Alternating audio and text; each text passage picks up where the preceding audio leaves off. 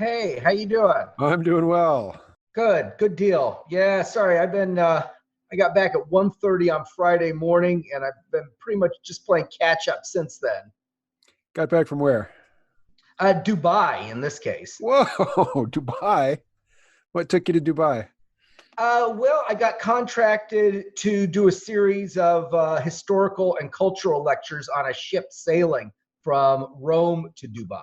Oh, okay. I knew about the departure point, not the End point, end point. right? Yes. So it Well, hey, was it was an eventful couple of weeks, and then a couple of extra days in Dubai.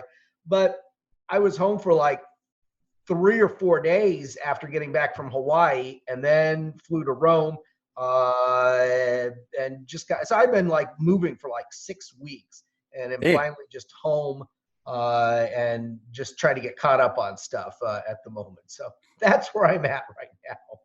Well, I'm going to ask you about juicy details from your travels in a bit, but Okay. before we get into the podcast conversation, I want to do a quick bit for YouTube.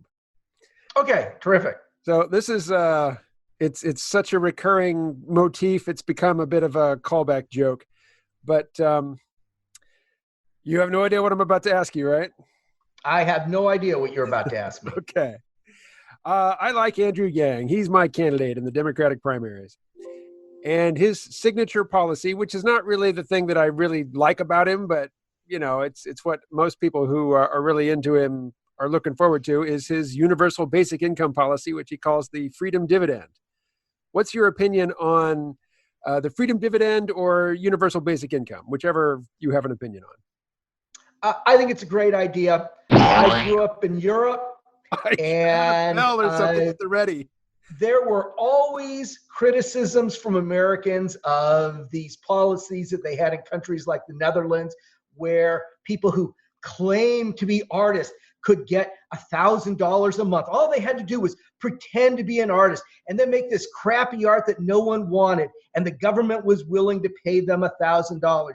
And I guess the bottom line is societies subsidize the things that they think have value and which contribute to quality of life for their populations overall. And I would say that quality of life in countries like the Netherlands and other countries that have policies similar to the one that you described that Yang is pushing, I think they tend to be pretty happy with decisions like that. I think that if someone wants to pretend to be an artist and pretend to make art and is willing to subsist on $1,000 a month as their reward for pretending to do that, the fact that 1 in 10 or 1 in 5 or even 10 in 10 are actually going to be real artists and producing something of value, I think it is worth it for that to be the case. Holy crap, Michael. Of all the people I've brought on, you're the first one who've said, yeah, that's a pretty good idea.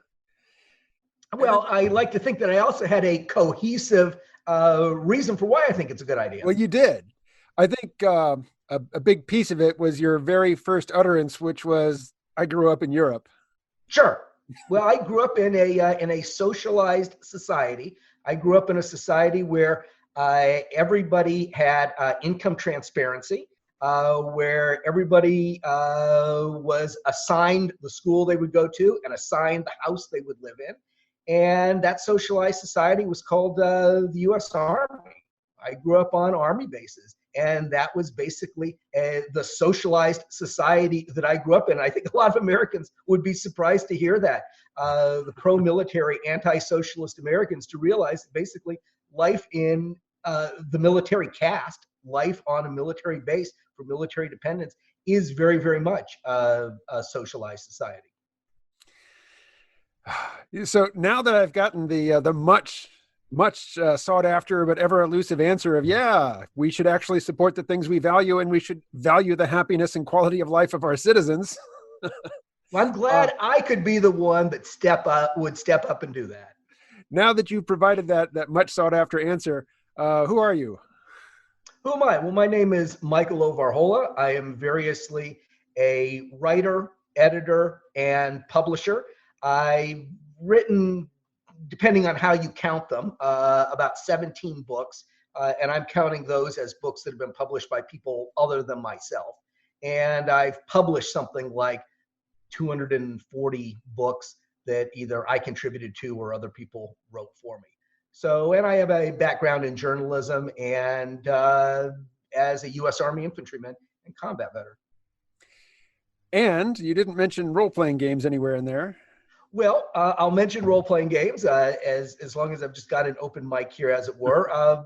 My publishing company is called Skirmisher Publishing, and we do in fact publish role-playing games, historic reprints, fantasy, fiction, a lot of science fiction things. Skirmisher's been around for about 17 years now, and we've published, I think, about 240 things in the last 17 years, though about 80 of them are two-page Geb comic strips that we published in the last year, which I am very pleased with. And the other thing I didn't mention is that I live in Texas Hill Country, about 40 miles north of San Antonio. I was going to ask you about that badass shirt you're wearing, but you've already taken care of that. Yep, this is in fact the badass Geb shirt, and I was pleased to actually wear this shirt on my tour of NASA Mission Control at Johnson Space Center about 3 months ago. So this was the shirt to be wearing at Johnson Space Center. All right, you can auction that thing off later. That's true. You have another gig. And this is the one that I want to talk to you about for the podcast. So we'll tease the video audience with it, and then we'll pop over into the private chamber for the podcast. Got it. Tell me about your gigs on cruise ships. Well, some years back, I discovered that cruise ships, the very best cruise ships, have lecturers on board who do educational or cultural lectures, often tying in with the itinerary. And that is something that I do. One of the dubious benefits of having written 17 books, many of which are travel guides or history books, is that it gives me a certain amount of credibility. So I pretty much as often as I want, more often than I want to in many cases, can land a gig on a cruise ship on which I will give a series of lectures. And I'm the one that comes up with the lectures. I develop them. So I'll look at the itinerary and I'll see what ties in with my areas of expertise that I want to talk about. And I'll pitch however many lectures I need to give, one per sea day plus one for a weather day. And then I'll pitch an itinerary of 6 or 8 or 10 lectures.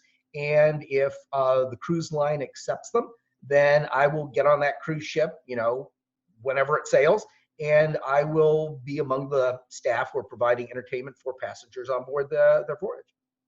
And you just did 2 of those trips almost back to back. I really did do just 2 back to back. I did a 15-day cruise from Los Angeles round trip via 4 ports of call in Hawaii. And I did a series of lectures tying in with the history of the Pacific and Polynesian culture. And then I just got back on early Friday morning from really what was about the best cruise I've ever been on as a lecturer. The passengers responded so well to the series of lectures I gave. But basically, I sailed from Rome to Dubai via the Suez Canal and did a series of lectures tying in with the history and culture and literature of the Mediterranean and Middle East. So I did a lecture called Sailing the Wine Dark Sea that was about the Odyssey and how it tied in with our itinerary. I did one on the gods and goddesses of ancient Greece and Rome. I did one on the gods and goddesses of ancient Egypt. I did one on the 7 wonders of the ancient world, all of which were within about 100 miles of where we sailed on this cruise. I did one on the 7 voyages of Sinbad, which I love because we were sailing through the Red Sea, which is where these stories are set when I gave the lecture. So it was a very rewarding experience in every way, suffice it to say. Well, we will talk more about it in Sea Realm Vault podcast, episode number 351.